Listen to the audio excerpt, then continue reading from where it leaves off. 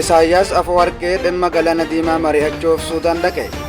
Gamtaan Awurooppaa haleellaa Ameerikaan Veenzuweelaa irratti raawwatte balaaleffachuun seerri idila addunyaa akka kabajamu gaafatte. Dr. Gideon Ximootiyoos ministeera deettaa ministeera dhimma alaa Oomaan waliin mari'atan kan jedhuu fi gabaasa ispoortiitiin taphataan garee biyyaalessa Kanaadaa fi kilabii Vaankoover hidda dhalootaan Oromoo ta'ee Alee Ahmad garee kubbaa miilaa Ingiliz Noorwiich Siitiif mallatteessuu dabalatee gabaasaalee hedduu qabnaa hanga xumuraatti naa waliin tura.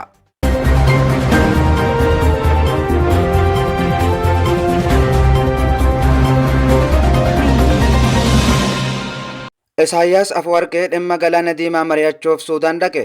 Pirezidaantiin Eertiraa Isaayyaas Afewarqee Jibriil Ibraahim ministeera maallaqa Suudaanii fi Kaalid Aleysirii ministeera infoormeeshinii Suudaan waliin dhimmoota tasgabbii galaana diimaa fi nageenya naannoo irratti marii gaggeessan. Walga'iin kun baadiyyaa bulchiinsa Adii Haaloo keessatti kan gaggeeffame yoo ta'u, Isaayyaas gaggeessitoota kanaa waliin dhimmoota tumsa faayidaa waloo irratti waliin hojjechuu fi tasgabbii gaanfa Afrikaa irratti marii taasisuu tajaajilli oduu Suudaan gabaasee jira. Dabalataanis walga'ii kanarratti walitti dhufeenya biyyoota lamaaniitii fi seektaroota kaan irratti bifa ittiin waliin hojjechuu danda'an irratti marii taasisanii jiraachuun gabaafame. Wayita Itoophiyaan hulaa galaanaa barbaadaa jirtu tanatti pirezidaantii Isaayyaas daawwii isaanii dhiyeenya Saa'udii fi Masritti taasisaniin biyyoota galaana diimaa cinatti argaman waliin walitti dhufeenya cimsataa akka jiranis gabaasni kun eere. Isaayyaas Eertiraan ammas walitti dhufeenya Suudaan waliin qabdu jajjabeeffachuu feeti jechuun tattaaffii Suudaan rakkoo nagaa isii furuuf tasgabbii ofiisii dhama'aa jirtiin deeggarti jechuun Suudaan Tribune gabaase.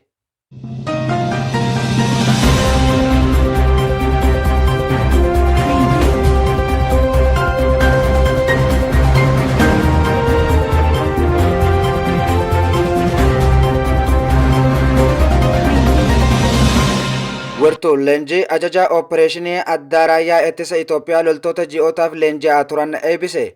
Raayyaan Ittisa Itoophiyaa fuula miidiyaa hawaasa isaarratti akka beeksisetti eebbifamtoonni ji'ootaaf leenji'aa turan ulaagaalee bu'uuraa waraanaa fi bu'uura qaccarrii koomaandoo guutanii jiraachuu hima.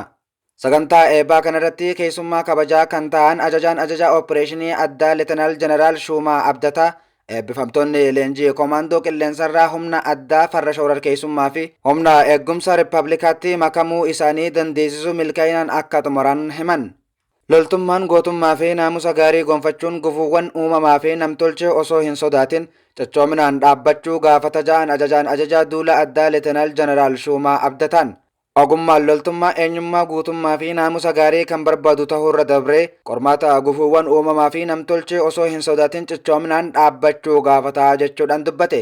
Eebbifamtoonni yeroo itti aanutti koomaandoo humna qilleensaa, humna addaa fi farra shororkeessummaa akkasumas humna eegumsa rippaabilikaa waliin walitti makamuuf leenjii isaan dandeessisu ga'umsaan akka ba'an hubachiise.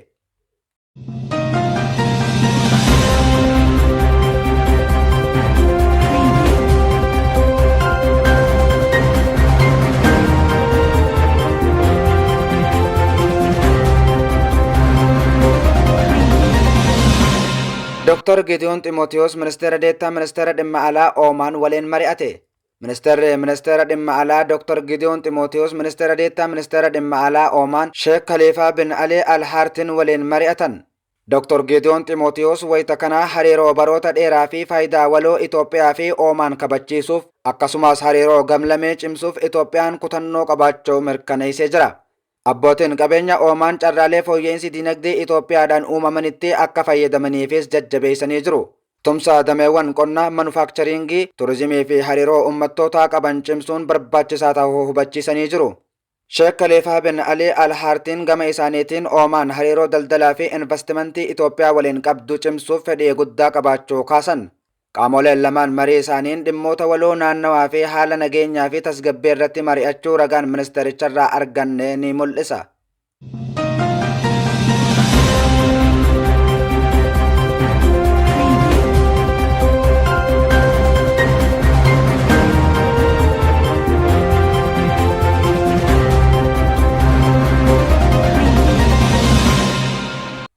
Gamtaan Awurooppaa haleellaa Ameerikaan Veenzuweelaa irratti raawwatte balaaleffachuun seerri idila addunyaa akka kabajamu gaafatte.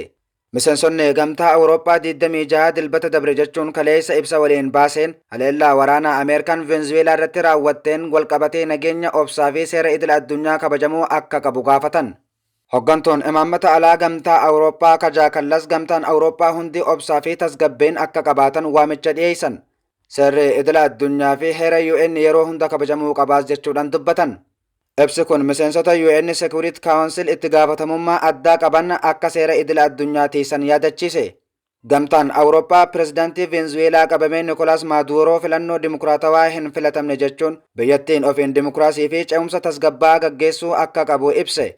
Mirgi ummata Venezuelaa ofiin murteeffachuu akka kabajamuus gaafatan.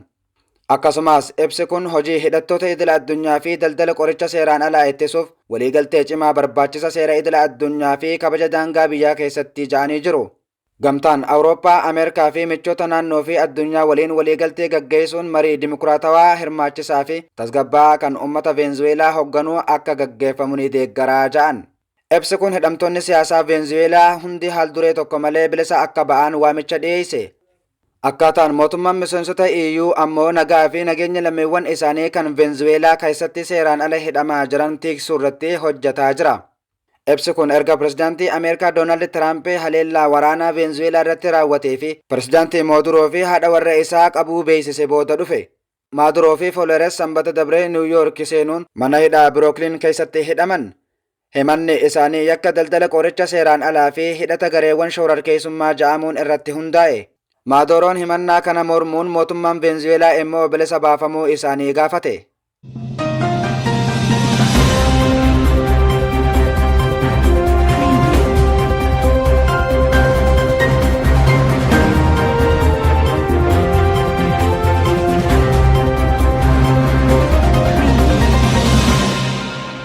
biyyaalessa Kanaadaaf kan taphatu Ali Ahmad ilmi Oromoo amma gara Awurooppaa ce'uun garee shaampiyoonshippii keessa taphatu Noorwiich Siitiif mallatteessee jira. Waxabajjii 10 bara 2000 maatii hidda dhaloota Oromoo irraa Kanaadaatti kan dhalate Ali Ahmad kilaba Torontoo Oromiyaa wajjin Osfaanaa irratti hirmaachuun taphoota danuu taphatee jira. Abjuu kubbaa miilaa kilaboota gurguddoo Awurooppaa taphachuutiin kan dheengiyame Ali Ahmad hojii boonsaa haadhaa fi abbaan isaa irratti hojjetaniin garee dargaggoota Vaankooveeritti makamee taphachaa ture. Bara 2022 garee jalqaba Vaankooveeritti dabalamuudhaanis taphachaa ture. Aliin dirree keessatti jidduu fi ittisa qarqara bitaa ta'ee taphachuu danda'a. Taphataan umriin isaa waggaa 25 kun kilaboota gurguddoo Awurooppaa keessatti seenaa hojjeta jedhamee eeggamaa jira. Eegaan kabajamtoota hordoftoota Waankee Miidiyaa oduu fi odeeffannoon ammaaf jennee walitti qindeeffanne kanaan goolabamee sagantaa birootiin hanga walitti deebinuu nagayaan nu tura.